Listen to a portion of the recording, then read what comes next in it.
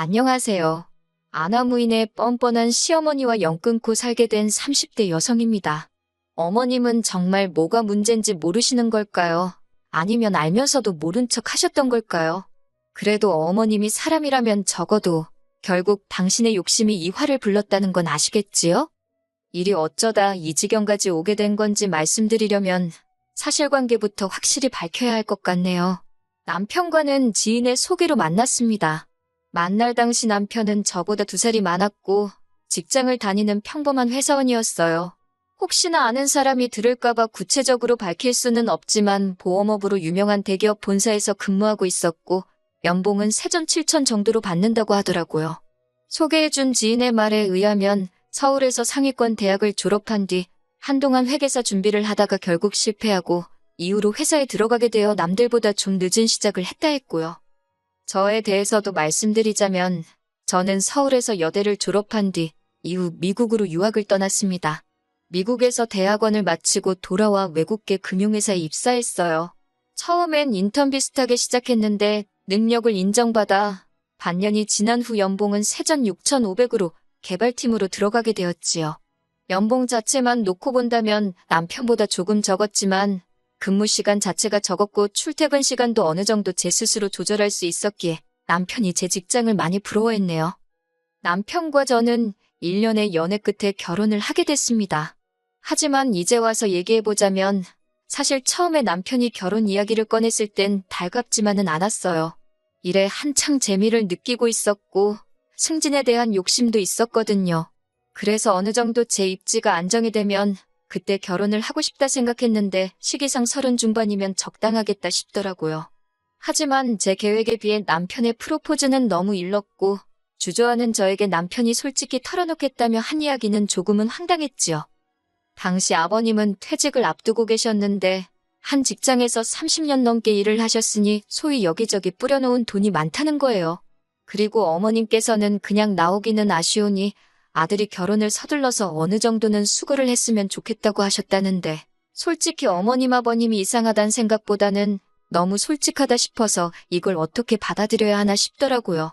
그래도 결론부터 말하자면 남편과 아버님 어머님 뜻에 따라드리기로 했습니다. 뜻에 따르기로 한 건 단지 남편을 너무 사랑해서 그런 건 아니고요. 어머님께서 제가 뭘 걱정하는지 안다며 계속해서 맞벌이를 해도 좋고 제가 만약 임신이라도 하게 되면 당신이 책임지고 아이는 봐주시겠다며 저에게도 그리고 상견례 자리에서도 약속을 해주셨거든요. 몇 번이고 확답을 주셨기에 믿어 의심치 않았습니다. 하지만 사람이 화장실 들어가기 전하고 나와서 하고 마음이 다르다더니 저희 어머님이 딱 그렇더군요. 남편과 저는 결혼식을 올리고 1년 만에 아이를 갖게 되었어요.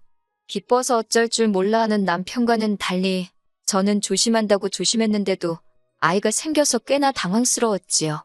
그래도 어머님이 봐주신다 약속을 해주셨으니 설마 임신과 출산이 제 경력에 문제가 될 거라고는 생각하지 못했고 조금도 걱정하지 않았습니다.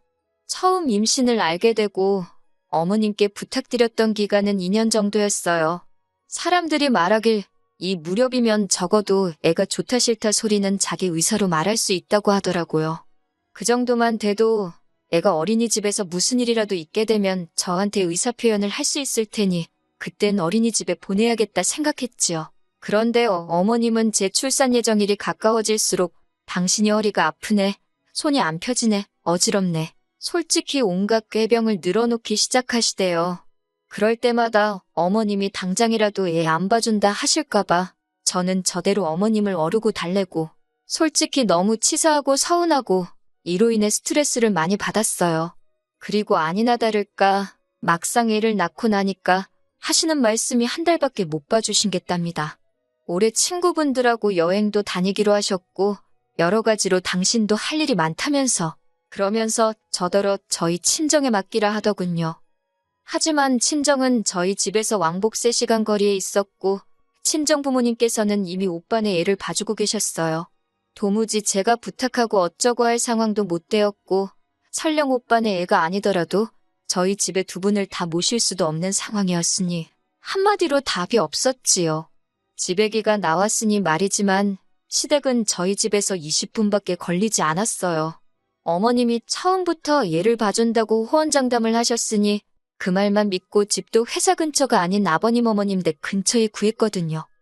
저희가 약속하지 않으셨냐고, 그런데 갑자기 이러시면 어쩌냐고 애걸복걸을 하자 어머님께서 선심 쓰듯 내놓으신 방안은 더 가관이었습니다. 어머님이 말씀하시기를 그러면 한 달에 애기 봐주는 값으로 300만 원씩 달라대요. 당신이 주변에 물어보고 알아보고 하니까 시세가 그렇다면서요.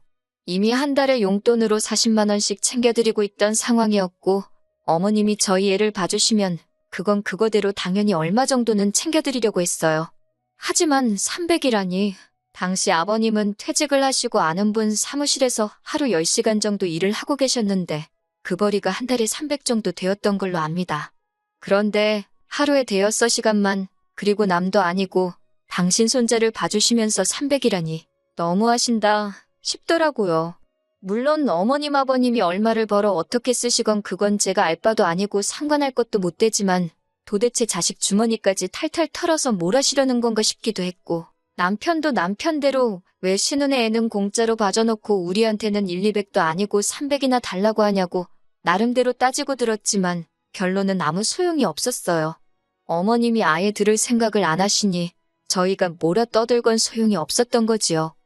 결국 저는 회사에 사표를 써야만 했습니다. 친정어머니는 방법을 찾아보자며 어떻게든 제가 사표 내는 걸 말리셨지만 그렇다고 태어난 지 얼마 되지도 않은 애를 생판 남의 손에 맡길 수도 없고 입주도우미를 쓰자니 그것도 여의치가 않았거든요. 솔직히 어머님이 애 하나만 낳아달라고 저한테 부탁을 한 것도 아니고 그렇다고 누가 제 옆구리에 칼들이 대고 애 낳으라 강요한 것도 아닌 거 압니다. 그래서 애 때문에 회사를 때려칠 때 어머님을 원망하지 않으려고 했어요.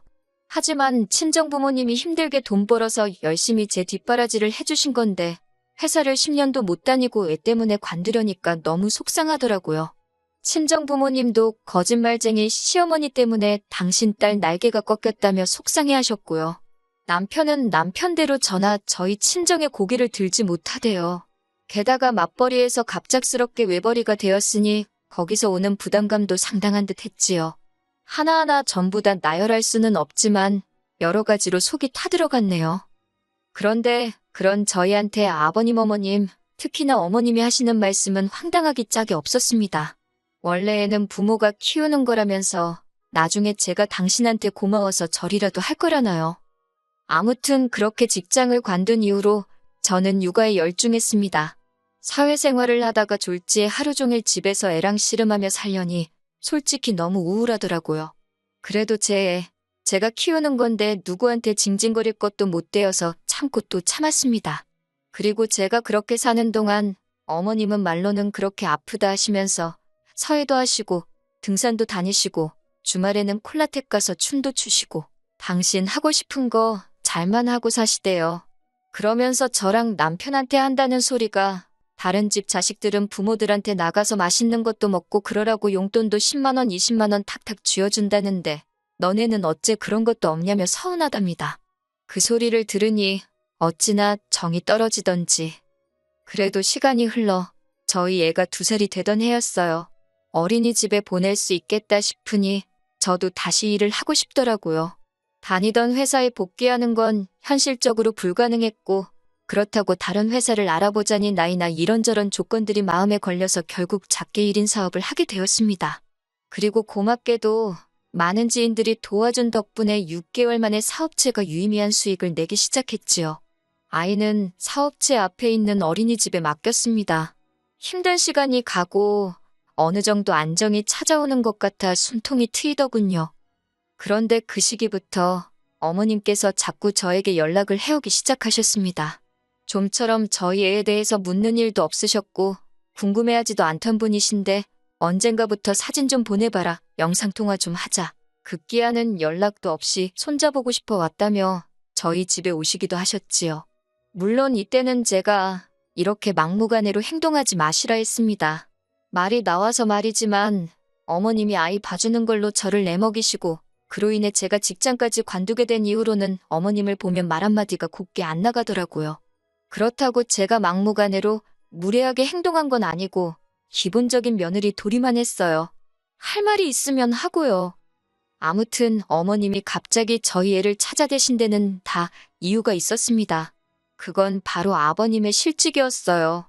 전에 듣기로는 아버님은 앞으로 한 3, 4년 정도는 더 일을 하고 싶어 하셨던 모양이에요. 하지만 사무실 사정이 안 좋아졌다면 나가달라 소리를 들으셨다고요. 계약서를 제대로 쓰고 일한 것도 아니라 퇴직금도 없고 뭐 아무튼 아무것도 못 챙기셨답니다. 그리고 가족끼리 모인 자리에서 이 이야기가 나오자 어머님이 그래서 말인데 이제 저희 애를 당신이 봐주시겠답니다. 대신 애 봐주는 값으로 달에 100만 원씩 달래요. 저는 애 안 봐주셔도 된다고 지금 어린이집에서 선생님들이 잘해주고 계신다 했어요.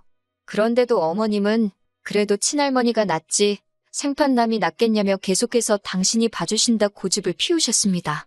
결국 참다 못한 제가 저희 애가 무슨 물건도 아니고 왜 어머님 입맛대로 필요하면 챙기고 필요 없음 내팽개치고 그러시냐고 소리를 질러버렸지요. 그랬더니 어머님이 미안하다 하시면서 그러면 돈은 안 줘도 된답니다. 대신 학가를 하재요.